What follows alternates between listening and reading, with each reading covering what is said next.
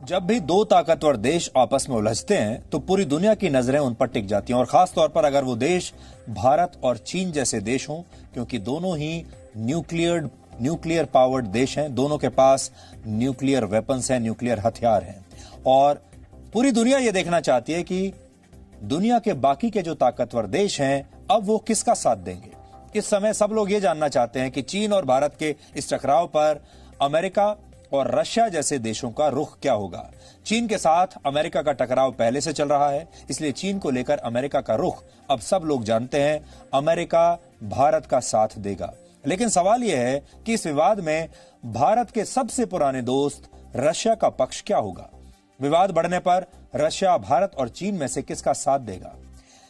आपको याद होगा इससे पहले जब भी हमने युद्ध लड़े हैं, जितने भी, रशिया ने हमेशा हमारा साथ दिया है, चाहे परोक्ष रूप से ही दिया हो, लेकिन रक्षा के मामले में रशिया हमारा सबसे पुराना दोस्त है।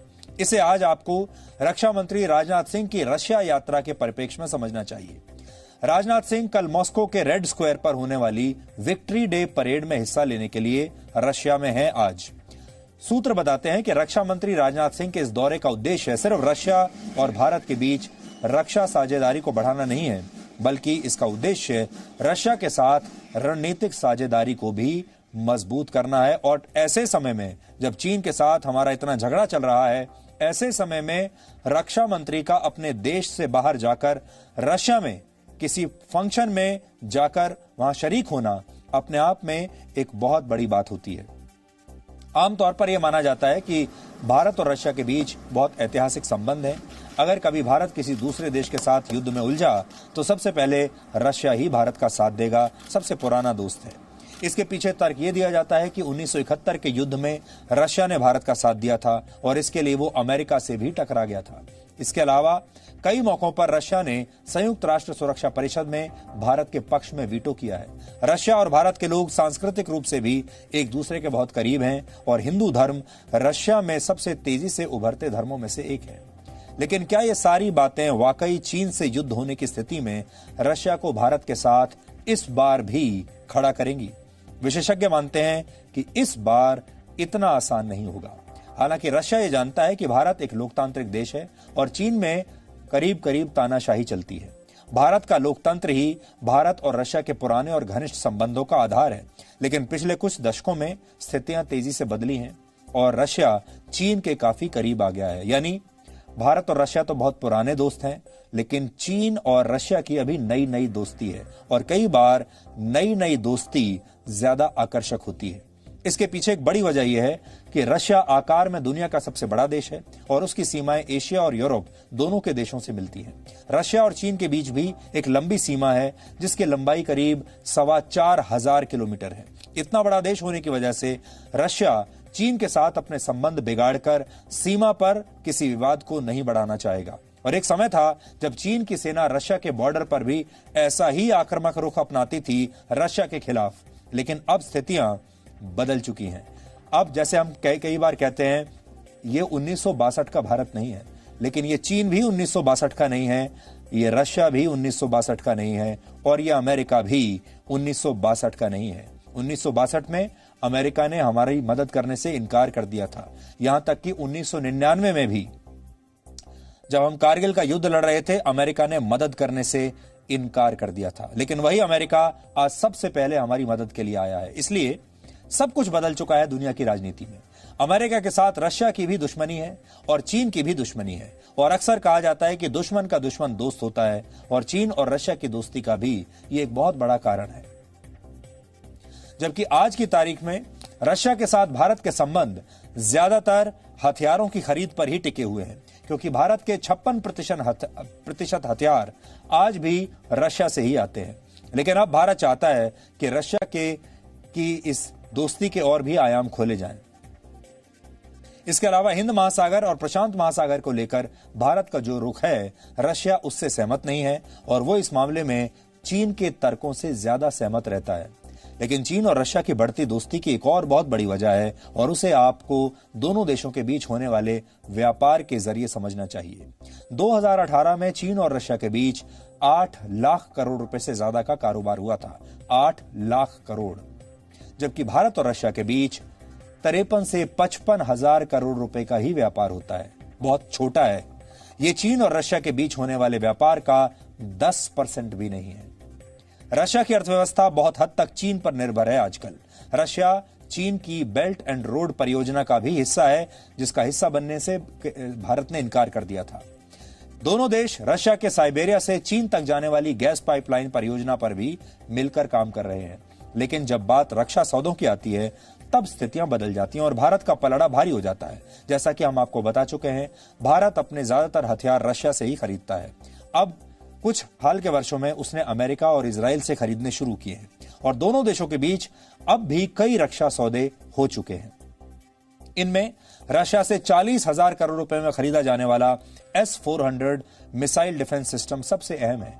इसके अलावा भारत 15,000 करोड़ रुपए में रशिया से T-90 टैंक्स भी खरीदने वाला है और रशिया भारत को करीब 23,000 करोड़ रुपए की कीमत के अकुला क्लास परमाणु पनडुब्बी भी बेचने वाला है। इन सब के बावजूद एक जमाना था जब रशिया और भारत एक दूसरे के सबसे बड़े सहयोगी थे, लेकिन 2014 से स्थितियां बदलने लगी और इसका संबंध भारत में आई नई सरकार से नहीं, बल्कि उस घटना से है जिसके तहत रशिया ने यूक्रेन के क्रीमिया पर कब्जा कर लिया था। इसके बाद अमेरिका के दबाव में पूरी दुनिया ने रशिया पर कई तरह के प्रतिबंध लगा दिए और रशिया का झुकाव चीन की तरफ होने लगा और भारत अमेरिका के साथ अपने संबंधों को मजबूत करने लगा। इसके अलावा भारत के संबंध उन देशों से भी बेहतर हो गए जिनसे रशिया के संबंध अच्छे नहीं रहे हैं। इनमें जापान और पश्चिम एशिया के कई देश शामिल हैं। 2017 में जब भारत और चीन के बीच डोकलाम विवाद हुआ था, तब चीन ने सबसे पहले इसकी जानकारी जिन देशों को दी थी उसमें चीन में रशिया के राजदूत भी शामिल थे, यानी रशिया को सबसे पहले जानकारी दी गई। हालांकि इसके बावजूद रशिया भारत के खिलाफ तब नहीं बोला था, लेकिन उसकी भाषा बहुत नपी तुली रही थी। लेकिन मूल प्रश्न यही है, रशिया किसके साथ है?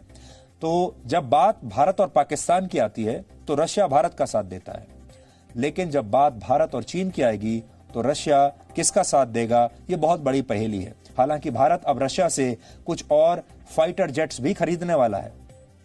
इसके लिए भी भारत अब रशिया से बात कर रहा है और हो सकता है बहुत जल्द रशिया अपने कुछ फाइटर जेट्स भारत को बेचेगा। इसका सीधा सा जवाब यह है कि रशिया आज की तारीख में किसी के साथ नहीं है। रशिया चाहता है कि दुनिया मल्टीपोलर हो जाए, यानी दुनिया में शक्तियों के कई ध्रुव हो जाएं। यही वजह है कि रशिया चीन और अमेरिका के बीच चल रहे व्यापारिक युद्ध पर भी खामोश बना रहा। इसलिए हम बार बार कहते हैं, पैसे में बहुत ताकत होती है और आज की जो पूरी राजनीति है वो पैसे के दम पर चल रही है, इकोनॉमी अर्थव्यवस्था के दम पर चल रही है और रशिया ये देखेगा कि उसकी अर्थव्यवस्था इस समय किसके दम पर चल रही है। चीन के साथ उसका व्यापार बहुत बड़ा है, लेकिन भारत भी हथियारों का बहुत बड़ा खरीदार है। भारत के मामले में रशिया के लिए यह फैसला लेना आसान नहीं होगा, क्योंकि रशिया जानता है कि अगर कभी भारत और चीन के बीच टकराव हुआ और कहीं अगर इसमें चीन को बढ़त मिल गई तो रशिया की बची कुची साख भी खत्म हो जाएगी, क्योंकि चीन एशिया में सर्वशक्तिशाली बन जाएगा। सोवियत संघ के दौरान रशिया एशिया में सर्वशक्तिशाली हुआ करता था और वो चीन को ये जगह अभी भी नहीं लेने देगा। लेकिन आज की स्थिति में रशिया की अपनी भी बहुत मजबूरियां हैं और कमजोर आर्थिक स्थिति की वजह से वो खुलकर चीन का विरोध नहीं कर सकता और फिलहाल रशिया से ये उम्मीद भी नहीं की जा सकती कि वो इस विवाद पर खुलकर किसी एक देश का समर्थन या विरोध करेगा।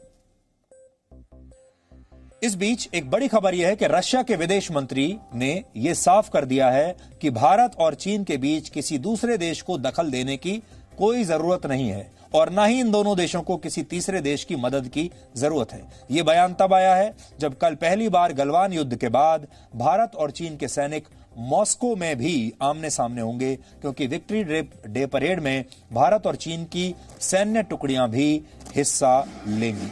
कुल मिलाकर भारत यही चाहता है कि रशिया से हुए रक्षा सौदों के तहत जल्द से जल्द सैन्य आपूर्ति की जाए, जल्द से जल्द हथियार उसे मिल जाएं और अब भारत को रशिया से कुछ फाइटर जेट्स भी चाहिए। लेकिन इससे चीन बहुत परेशान है।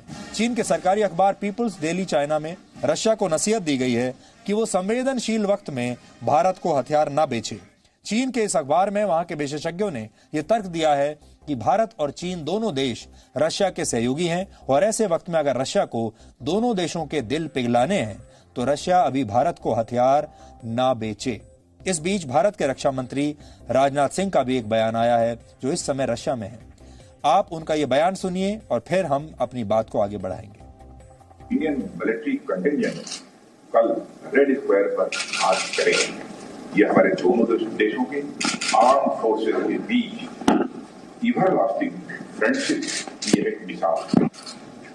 मॉस्को में मेरी विजिट कोविड पैंडेमिक के बाद इंडिया के किसी भी ऑफिशियल डेलीगेशन की पहली यह फॉरेन विजिट है।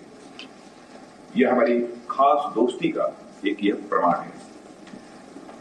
पैंडेमिक की सभी कठिनाइयों के बावजूद हमारे बाइलेटरल रिलेशंस डिफरेंट लेवल पर बने थे। हम हमारे प्रधानमंत्री श्री नरेंद्र मोदी के इन्विटेशन पर hedge excellency president of Russian federation Vladimir Putin के इस वक्त भारत आगमन को लेकर भी हम काफी उत्सुक हैं।